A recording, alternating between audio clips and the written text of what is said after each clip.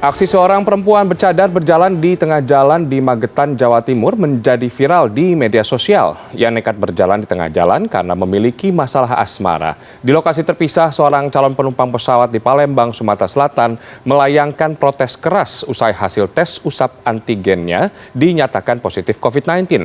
Ia tidak terima lantaran dari tes di lokasi lain hasilnya negatif COVID-19.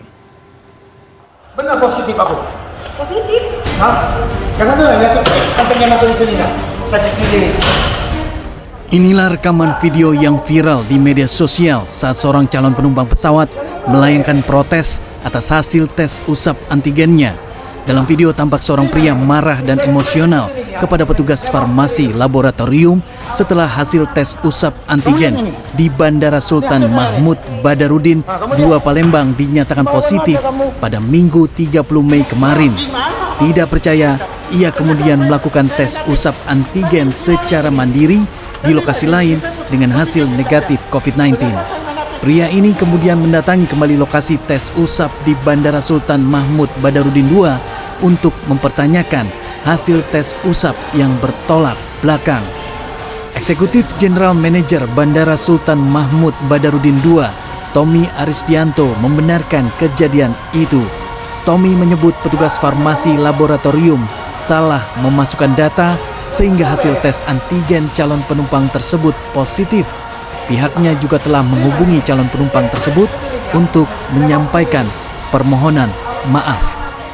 Dari hasil konfirmasi bahwa terdapat kesalahan penginputan hasil antigen oleh petugas Farmalet dan pada saat itu memang terdapat sistem jaringan yang tidak stabil. Pihak manajemen Farmalet juga sudah menghubungi customer untuk meminta maaf atas kejadian tersebut.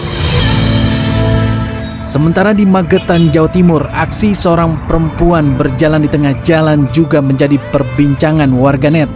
Dengan santainya, perempuan bercadar ini berjalan tanpa menghiraukan kendaraan di belakangnya. Akibatnya, arus lalu lintas menuju objek wisata Telaga Sarangan ini tersendat dan mengular hingga 3 km. Sejumlah warga berupaya membujuk agar menepi, tetapi tidak dihiraukan.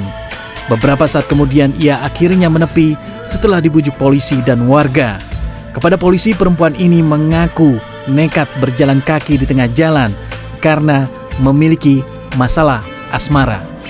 Terjadi ada seorang perempuan pergi ke Sarangan sama pacarnya.